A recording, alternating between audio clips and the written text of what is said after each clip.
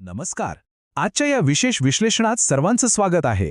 आज आपण एका अशा विषयावर सविस्तर चर्चा करणार आहोत जो भारताच्या संरक्षण क्षेत्राची संपूर्ण दिशाच बदलून टाकणार आहे. तो म्हणजे आपला ॲडव्हान्स्ड मीडियम कॉम्बॅट एअरक्राफ्ट अर्थात AMCA प्रोग्राम.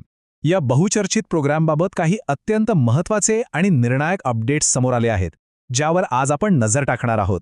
चला तर मग थेट या आकड्याकडे वळूया. 1,00,000 कोटी रुपये.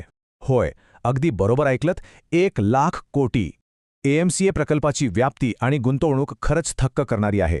हा काही फक्त एखादं विमान बांधण्याचा साधा प्रकल्प नाहीये, तर ही भारताची स्वतःची अशी एक स्टेल्थ क्रांती आहे.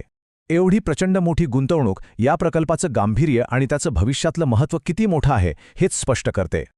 आजच्या या विश्लेषणात आपण नक्की काय काय पाहणार आहोत त्याची एक छोटीशी झलक. नवीन AMCA मेगा प्लांटची उभारणी, यातलं खासगी क्षेत्राचं महत्त्व, पहिल्या उड्डाणाची शर्यत, आपल्या आजूबाजूला वाढते हवाई धोके आणि सर्वात शेवटी भविष्यातलं तंत्रज्ञान आणि इंजिन.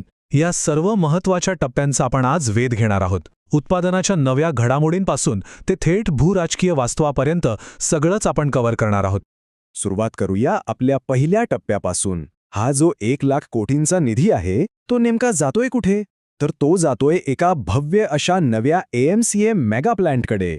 पायाभूत सुविधांमधला हा एक प्रचंड मोठा अपग्रेड असणार आहे. इकॉनॉमिक टाइम्सच्या ताज्या रिपोर्टनुसार AMCAचं उत्पादन आंध्र प्रदेशातील पुट्टापर्थी येथे उभारल्या जाणाऱ्या एका अगदी नव्या कोऱ्या प्लांटमध्ये होण्याची दाट शक्यता आहे. आणि या प्लांटसाठी किती जमीन लागेल? तर तब्बल 600 एकर.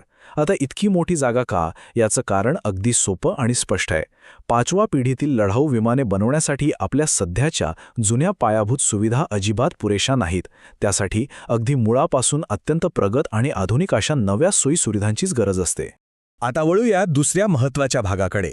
फक्त सरकारी कंपन्यांवर अवलंबून न राहता आता आपण खासगी क्षेत्राला कसे सामावून घेत आहोत ते बघूया. हे आहे स्पेशल पर्पज व्हेइकल अर्थात SPV मॉडेल. आता इथे एक अतिशय रंजक आणि ऐतिहासिक बाब लक्षात घेण्यासारखी आहे. DRDO प्रथमच एवढ्या मोठ्या आणि गुंतागुंतीच्या प्रोग्रामसाठी टाटा, L&T आणि BFG यांसारख्या मोठ्या खासगी कंपन्यांसोबत भागीदारी करत आहे. म्हणजे बघा, केवळ सरकारी निर्मितीकडून आता आपण एका अनोख्या खासगी भागीदारीकडे वळत आहोत. हा SPV मॉडेलचा एक अतिशय धाडसी पण तितकाच गरजेचा प्रयोग आहे. पण इथे साहजिकच असा प्रश्न पडतो की एवढ्या मोठ्या जोखमीच्या प्रकल्पात या खासगी कंपन्या का उतरतील? त्यांचा काय फायदा? याचं उत्तर देतो हा आकडा.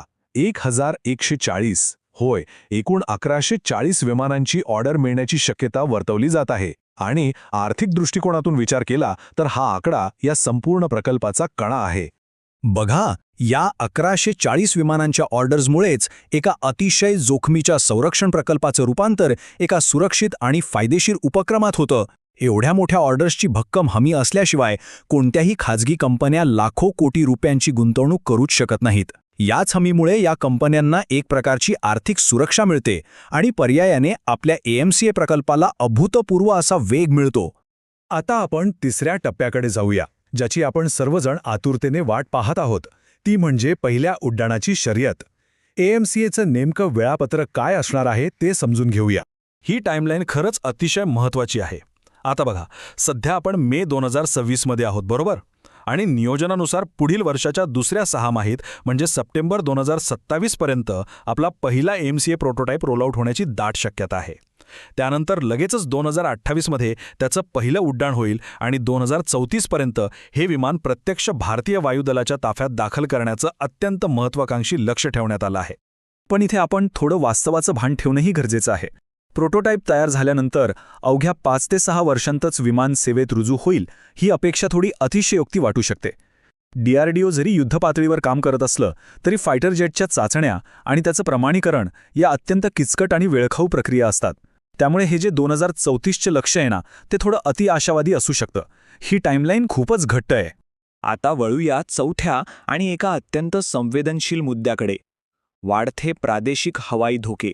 आता फक्त 4.5 पिढीची विमाने का पुरेशी नाहीत ते बघूया. आणि हे नेमकं इथून अगदी स्पष्ट होतं. ही खऱ्या अर्थाने वेळेविरुद्धची एक मोठी शर्यत आहे. एकीकडे आपल्या AMCAचं लक्ष 2034चं आहे, तर दुसरीकडे आपले शेजारील देश 2031-2032 पर्यंतच 5व्या पिढीतील विमाने मिळवण्याच्या तयारीत आहेत.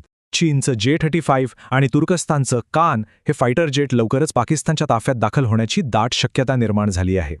विचार करा, जर शेजारील देश इतक्या लवकर 5व्या पिढीतील अत्याधुनिक फायटर्स उडवणार असतील तर आपण केवळ 4.5 पिढीच्या विमानांवर अवलंबून राहून कसं चालेल?